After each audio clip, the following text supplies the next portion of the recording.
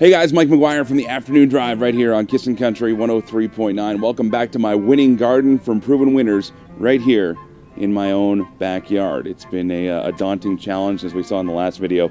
Just digging the hole can be a bit of a challenge. But now that that's done, I'm going to show you the garden in just a few minutes here. And we're also going to catch up with Anita, my friend from Kuhlman's Market Garden and Greenhouse here in Edmonton. And she's going to walk us through some of these plants and give us some tips and maybe some advice as to what to do with them. Because you know I need it. I did want to introduce you to the flowers, though, this year. Beautiful, huge selection from Proven Winners this year. And let's start off with some returning favorites. First of all, the Vista Bubblegum and the Pretty Much Picasso. These are two of those super petunias that I had in the deck boxes last year. They looked fantastic. They grow to be huge. And man, they're just so bright and colorful. I love how they turned out. So I'm happy that they're back this year. I do see some new colors here as well, including the Super Bells. We have the Double Rose, which is this kind of pinky one over here. And we also have the Royale Iced Cherry, kind of a redder flower. These little guys, I've been told, spring up quite nicely. And, well, they've been out here in my yard for a couple days with the rain and the sun, and they're already doing great just in their little boxes here, so I can't wait to get them in the ground. As far as fillers go, we do have some returning favorites, including this guy right here, the Diamond Frost. Used him, a bigger version of it, actually, in the deck boxes. And then Anita's going to tell us why the smaller ones are just as helpful here in my outdoor garden. And while the last thing we want to talk about this time of year is snow, we do have two plants here that have snow in the title. This is the Snow Princess over here. A nice filler, as you can see, springs up pretty high. And then there's these little guys over here, which are brand new to me as well. They look more like they're suited for the hanging basket or the deck box sort of thing. And that is the Snowstorm Giant Snowflake.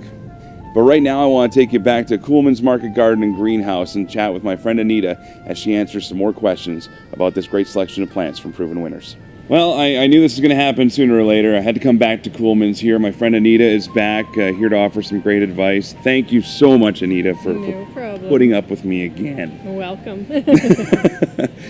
We have an example here of some of the plants that I have from Proven Winners in my garden now. One of the biggest things I'm noticing, even as I'm laying all this stuff out, is just how much more space I have, obviously, with an actual garden versus the pots that we did the last time. When it comes to actually planting and you know, putting them in the ground, is it pretty much the same as what we did in the pots? Like, we can keep them relatively close together, but...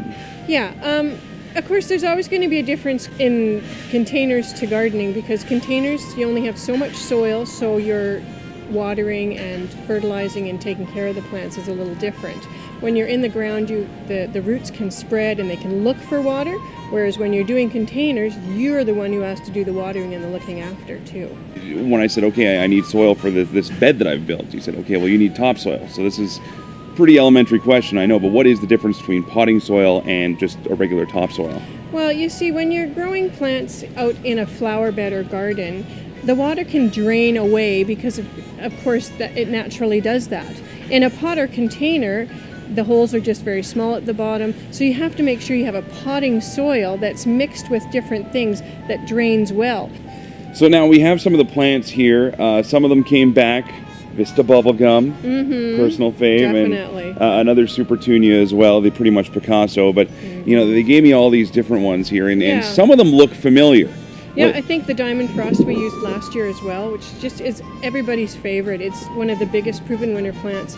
It's so airy and white and works in between all of these Super Petunias and Million Bells and Super Beanas and that sort of thing. So now I want to ask you about those in particular, because the ones that I've received are actually in smaller containers. Okay, yeah. So is it something where if I still wanted to have this much density, I can put them all together, or should I still be spacing them apart a little bit? Well, you see what happens when you grow a plant in a small pot, it tends to be more stressed and stays smaller. If it's in a larger pot, it's going to grow bigger. So definitely any of the Proven Winner plants that you purchase at a greenhouse or need to get transplanted into something larger in order to flourish and really grow and do their thing. Well, Anita, again, thank you so much for all your helpful advice, and once again for bailing me out here in my gardening adventure. Yeah. Kuhlman's Market Garden and Greenhouse is right here in Edmonton. The construction in the area has kind of made a bit of a detour to get here. Yeah, you have to take 153rd Avenue instead of 167th Avenue, so... But definitely worth the drive and worth the time. Follow the times. And look for Anita here at Coolman. She'll be more than happy to help you out. Thank you, my dear. Thank you. Right on. Okay, so I'm kind of not wearing as many clothes as when we started this. Let me explain. I was about to go for a run, but I saw we had a break in the rain that here in the Edmonton area we've been getting a lot of lately. So I decided to make the most of it and get the planting done now, because I know it's not going to take that long. As I mentioned earlier, I have spaced out some more plants. Some of them fell because of the wind, but yeah, I've got a pretty good layout, I think, of where everything's going to go. So now, it's time to get dirty. In the other fun way.